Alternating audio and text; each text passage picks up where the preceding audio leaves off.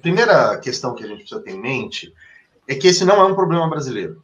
Ele também é, mas ele é um problema mundial e até agora ninguém deu uma resposta satisfatória de como enfrentar esse desafio. Essa é a primeira constatação.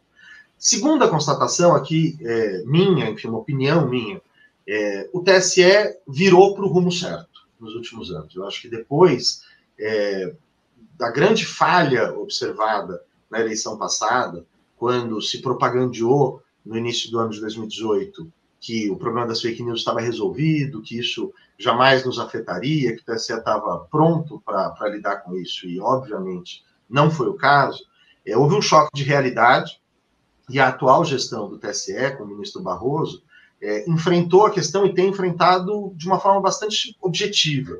Eu acho que o diálogo com as plataformas avançou bastante, as plataformas, até por questões, obviamente, reputacionais de mercado, percebendo o quanto elas perdem com isso do ponto de vista financeiro, não é uma caridade, muito menos um compromisso ético, cidadão dessas plataformas, mas pouco importa, elas se aproximaram da Justiça Eleitoral para colaborar para que se tente evitar o uso dessas estratégias. Como eu disse, para mim o problema não é o conteúdo das mensagens, o problema é a estratégia que constrói essas mensagens com base em dados privados que não poderiam estar acessíveis às campanhas.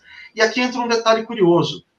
A nossa legislação, talvez por acaso, ela já está pronta para enfrentar isso. É uma falácia, toda vez que a gente tem uma crise no Brasil, a gente imagina que a gente precisa de uma nova lei, e em geral uma lei punitiva para resolver.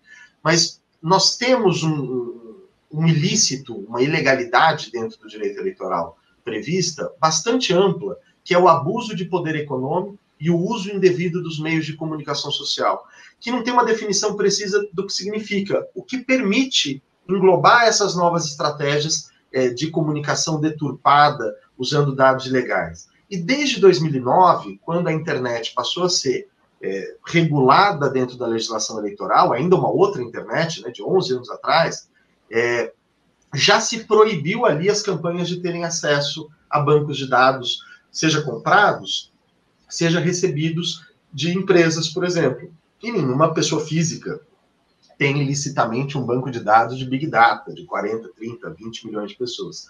Portanto, a base legal para que se, ao identificar uma conduta dessa numa campanha, se casse essa candidatura, se torne os responsáveis por isso inelegíveis, nós já temos. Não há necessidade de tirar nenhum coelho da cartola. O que precisa avançar agora é nas técnicas de investigação.